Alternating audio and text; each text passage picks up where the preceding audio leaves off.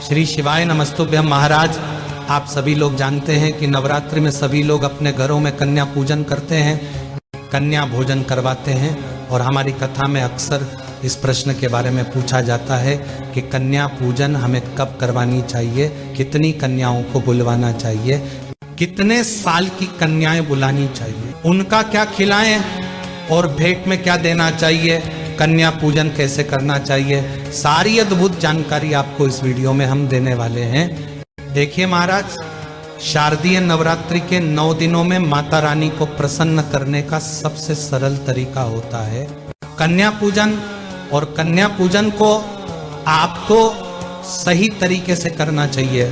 देखिए महाराज, जब भी आप कन्या को अपने घर पर बुलाएं और वह आपके घर पर आए तो सबसे पहले आप उनके पैरों को किसी पात्र में जरूर अपने हाथों से धुलवाएं। और अगर आप चाहे तो दूध और गंगा जल भी इस जल में मिला सकते हैं। और साथियों, बाद में इस जल को आप अपने पूरे घर में छिड़क सकते हैं और बचे हुए जल को किसी पेड़ में जाकर डाल सकते हैं। महाराज, ये बहुत ही शुभ माना जाता है और हमारे पूरा घर पवित्र हो जाता है। देखिए महाराज, अब प्रश्न ये आता है कि हमें कितनी बड़ी कन्या बुलानी चाहिए। तो महाराज, आपको छोटी से छोटी कन्या बुलवानी चाहिए। जैसे 2 साल की बच्चियों या 5 साल की बच्चियों, और वैसे तो 10 साल तक की कन्याओं को आप कन्या पूजन के लिए बुला सकते हैं, पर अगर 5 साल से काम की कन्या बुलाए तो और ज़्यादा अच्छा रहेगा। अब अपने जैसे ही उनके पैर धो दिए, उसके बाद में आप सभी कन्याओं को टीका लगाएं, उनको अक्षत भी लगाएं और लाल चुनरी उड़ाए। तो महाराज, अब आपको उनको भोजन करवाना है। और महाराज, ध्यान रखना है कि भोजन में आपको लहसुन प्याज का प्रयोग नहीं करना है। और इसके अलावा कन्या भोजन में खीर पूरी या हलवा जरूर होना चाहिए। और उन्हें आराम से भोजन करने दें, खुशी से भोजन करने दें। और उनको जिस चीज की जरूरत से पहले ही उनको थाली में रख दें। और साथियों, जब कन्या भोजन करने के बाद आप उनके हाथों में कुछ भेंट जरूर दें।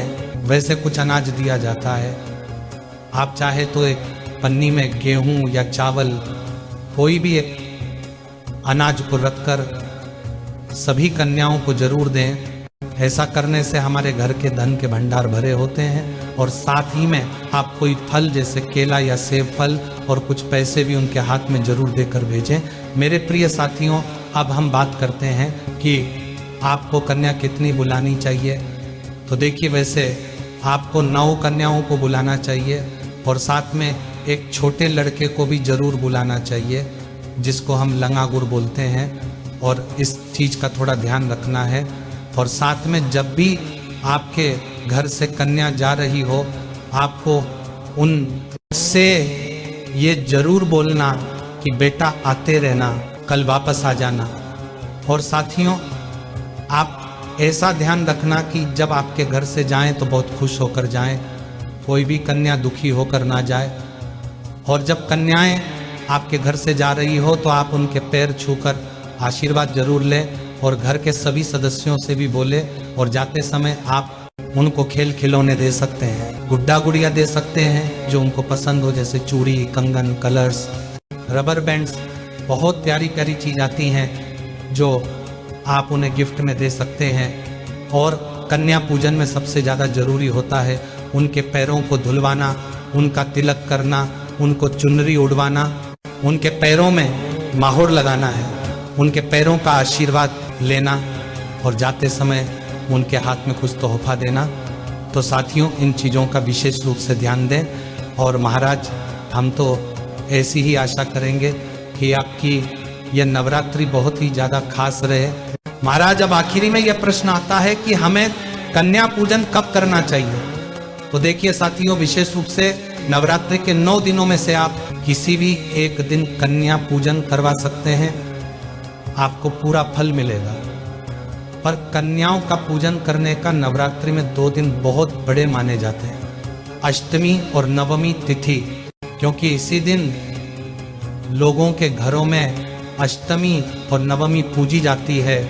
और ज़्यादातर लोग अष्टमी के दिन ही कन्या पूजन करवाते हैं। तो आप चाहे तो कन्या पूजन अष्टमी या नवमी के दिन भी करवाएंगे तो भी कोई परेशानी नहीं। बाकी 9 दिनों में से किसी भी एक दिन कन्या पूजन करें, कोई परेशानी नहीं।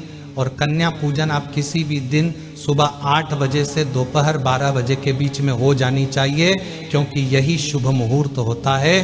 तो महाराज अब हम आशा करते हैं कि आपको आपके सभी प्रश्नों का जवाब कन्या भोजन से जुड़ा हुआ मिल गया होगा। पर अभी भी आपके मन में अगर कोई प्रश्न बचा हुआ है तो आप हमसे कमेंट करके पूछ सकते हैं। और आप हमारी ये वीडियो कहाँ से देख रहे हैं कमेंट में ज़रूर बताएं, और चैनल को सब्सक्राइब याद से कर दें। श्री शिवाय नमस्तुभ्यं महाराज।